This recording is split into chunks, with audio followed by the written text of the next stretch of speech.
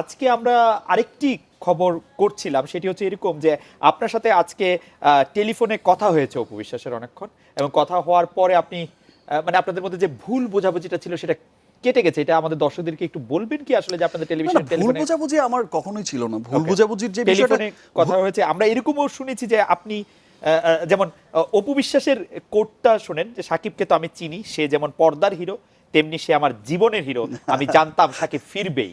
মানে আমরা ধারণা করছি যে সাকিব খান অপু বিশ্বাস আবার একসঙ্গে ফিরছেন। এটা আসলে অপুর হয়তো কেউ বলে দিচ্ছে বা কিছু একটা, এটা অপুর কথা হতে পারে না, বিকজ অপু এত সুন্দর কথা বলতে পারে না। আর সেই বিষয়টা, যেই বিষয়টা হয়েছে যে দেখেন, ফিরবে কথাটা কি, আমি তো ছিলামই, আমি আবার ফিরবো কোত্থেকে? আপনি অপুর যদি একটা ভাষ্য দেখেন না, আপনি সেখানেই দেখবেন, ইন্টারভিউতে দেখবেন, সে বলছে যে হ্যাঁ, সে তো দুদিন আগেও এসেছিল, আমার ছেলেকে নিয়ে বাইরে ঘুরে বেরিয়েছে, সে এসে আমাকে টাকা দিয়ে গেছে, অ্যাটলিস্ট 10 লাখ টাকা, 11-12 লাখ টাকা। পরশু ছেড়ে এসে ছেলেকে আদর করলো, তারপর অনেক টাকা দিয়ে গেল। এক্স্যাক্টলি অনেক টাকা দিয়ে গেল, আমার ছেলেকে নিয়ে বাইরে ঘুরতে গেল, রাইট। সে সাথে কিন্তু অপুও ছিল, ঘুরতে গেছে। সো আমি তো এমন না যে আমি ছিলাম না, আমি তো ছিলাম প্রেজেন্ট।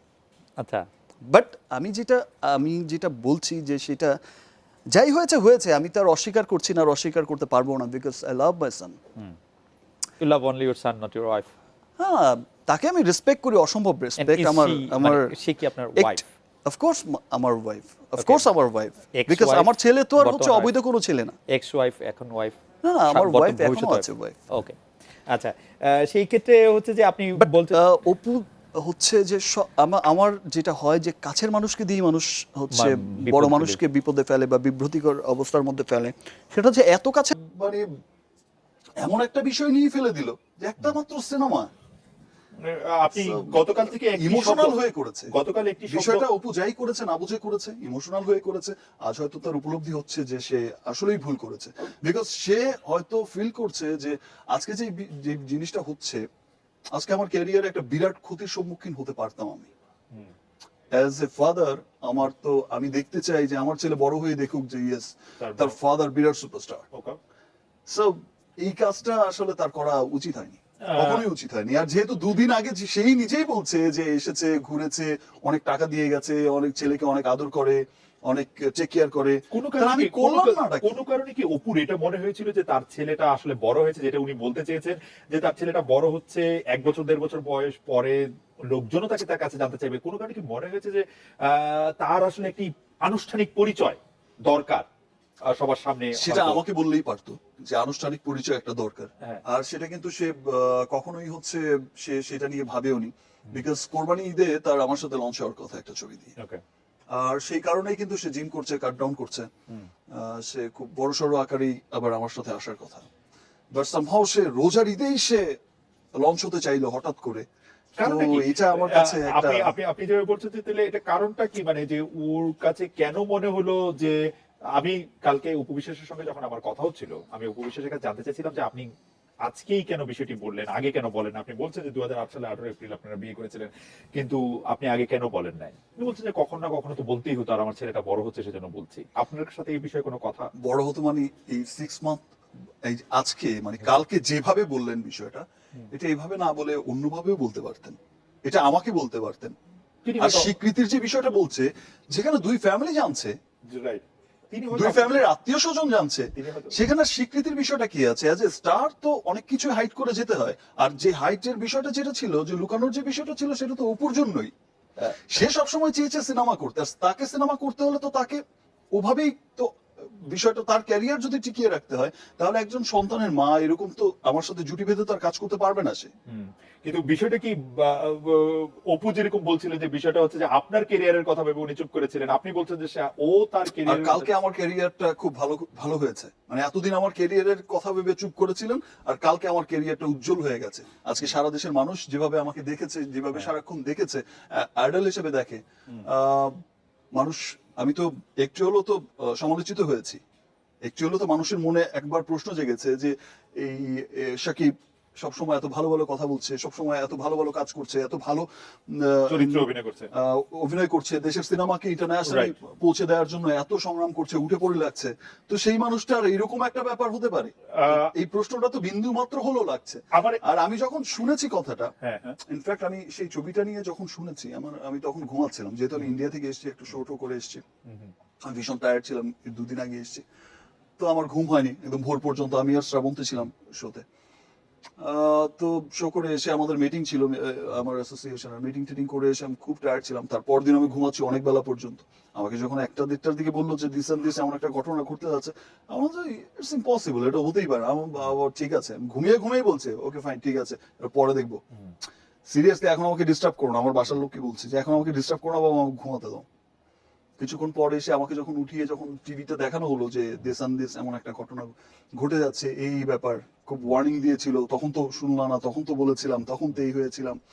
আমার সবাই যখন বলছিল, আমার কাজিন টাজিনেরা যখন সবাই বলছিল, আমার ড্রাইভার, তার সাথেও কথা হয়।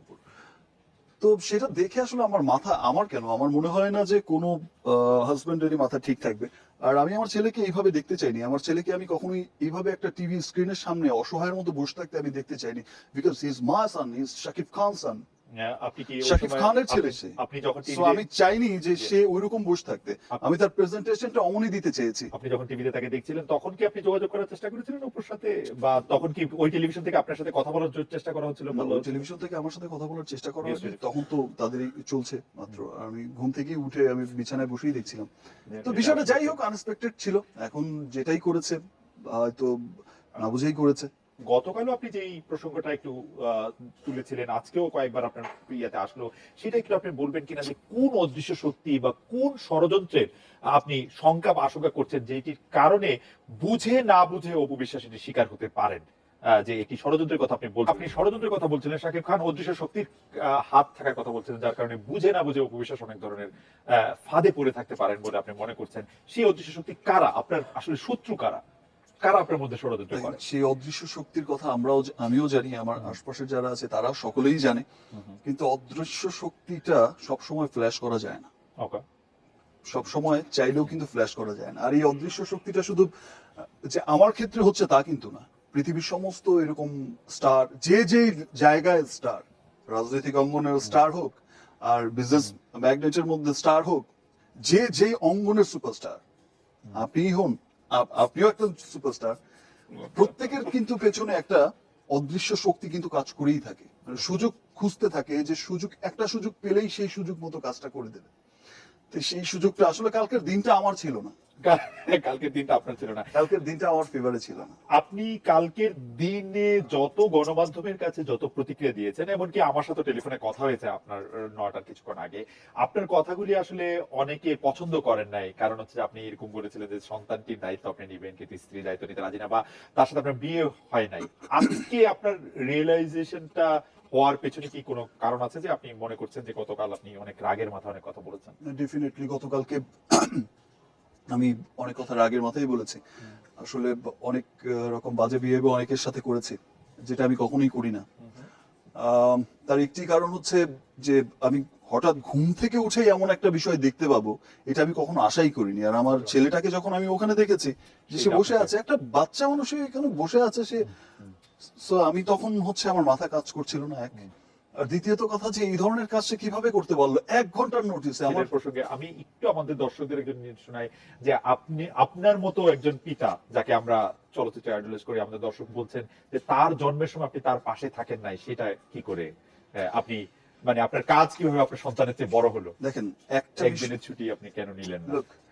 একদিন না, আপনি এই বিষয়টা তো উপও জানে, আমিও জানি, এই বিষয়টা আমাদের মধ্যেই কিন্তু বিষয়টা ছিল। যেহেতু তার জন্মটা আমরা কিন্তু ভেবেছিলাম যে ফাইন ঠিক আছে, আমরা হয়তো আমেরিকা বা লন্ডন বা এরকম কোথাও হয়তো সেট করে দেবো। হি ওয়াজ প্ল্যান বেবি, তাকে প্ল্যান করেই আনা হয়েছে। প্ল্যান করেই হয়েছে, যেহেতু হয়ে গেছে, আসলে প্ল্যান করে তো বেবি হয় না, বেবিটা হয়ে গেছে। ওকে, আল্লাহরই চাওয়া ছিল, আল্লাহরই দান ছিল, হয়ে গেছে। তো তারপরে কিন্তু চেষ্টা করেছি যে তখন টাইমটা খুব শর্ট টাইম ছিল, যে ফাইন ইউএসএ পাঠিয়ে দেওয়া বা লন্ডন পাঠিয়ে দেওয়া বা অন্য কোথাও গিয়ে আছে যেখানে মানুষ জানবে না, বিকজ একটা কেরিয়ার জড়িত ছিল, যেহেতু অপু আবার কাজ করতে চায়। ওকে, সো অমন ছিল। তারপর যখন হয়নি, তারপর সেটা ইন্ডিয়াতে হলো। আর ইন্ডিয়াতে আপনি জানেন যে এর মধ্যে আমার সিনেমা রিলিজ হয়েছে, এর মধ্যে আমার সমস্ত কিছু হয়েছে, আমার সবাই অলমোস্ট সবাই